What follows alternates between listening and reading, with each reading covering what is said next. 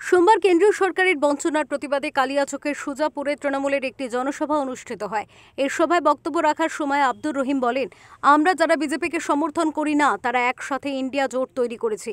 সেই ইন্ডিয়া জোটের জন্য যখন মুখ্যমন্ত্রী বিরোধীদের একত্রিত করার চেষ্টা করছেন তখন অধীর চৌধুরী বিজেপির দালালি করছেন। তিনি বলছেন, মমতা ব্যানার্জি চোর, অভিষেক ব্যানার্জি চোর, অধীর চৌধুরী কংগ্রেসের লোক কিনা তা আমার সন্দেহ হয়। গণতান্ত্রিক দেশ, রাহুলজি আসবেন, মিছিল করবেন, রাস্তা দিয়ে হেঁটে যাবেন, আমাদের কোনো আপত্তি নেই, আমরা কোনো বাধা সৃষ্টি করতে চাই না।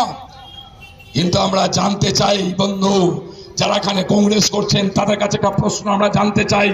রাহুলজি বলছেন এনডিএ জোটের সাথে আমরা আছি, সোনিয়াজি বলছেন আমরা এনডিএ জোটের সাথে আছি, আর এখানকার অধীর চৌধুরী বলছেন মমতা ব্যানার্জি চোর, এখানকার অধীর চৌধুরী বলছেন অভিষেক ব্যানার্জি চোর, এখানকার নেতা বলছেন, অধীর চৌধুরী বলছেন তৃণমূল কংগ্রেস চোর। আমরা দালাল বললে খুব গায়ে লাগবে বন্ধু, কংগ্রেস বলুন তো একটু। পাশাপাশি বিজেপিকে বিষধর সাপ বলে কটাক্ষ করে তিনি বলেন, এই সবকে লাঠি দিয়ে না মেরে ফেলা অবধি আমাদের শান্তি নেই। শুভেন্দুকে মির্জাফর বলেও কটাক্ষ করেন তিনি।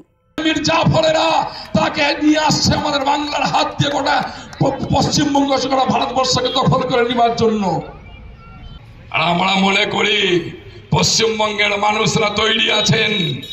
আমরা দেখেছি যখন কোনো বিষধর সাপ আমাদের বাড়িতে বেরিয়ে আসে, যখন কোনো বিষধর সাপ গ্রামের মধ্যে বেরিয়ে পড়ে, তখন গ্রামের মানুষরা আমরা তখন আর বসে থাকি না, হাতে লাঠি নিয়ে সাপটাকে তাড়া করি এবং সাপটাকে না মেরে ফেলা পর্যন্ত আমরা শান্ত থাকি না। বিষধর সাপ দংশন করলে মানুষের মৃত্যু হয়। বকরা সাপ নামে একটা নতুন সাপ বেরিয়েছে, যে সাপ খেলাড়িরা যারা সাপের ডুবডুবি বাজিয়ে পশ্চিমবঙ্গের বুকে মানুষকে সাপের খেলা দেখিয়ে মানুষকে মেরে ফেলার চেষ্টা করছেন, সেই বিষধর সাপের বিষ দাঁত ভেঙে দেবে পশ্চিমবঙ্গের মানুষ। সেই বিষধর রাহুলের মালদহ সফরের আগে প্রদেশ কংগ্রেস সভাপতি অধীর রঞ্জন চৌধুরী এবং শুভেন্দু অধিকারীকে এই মন্তব্যের জেরে ব্যাপক চাঞ্চল্য ছড়িয়েছে মালদহ জেলায়। মালদা থেকে প্রশান্ত দাসের রিপোর্ট, ওঙ্কার বাংলা।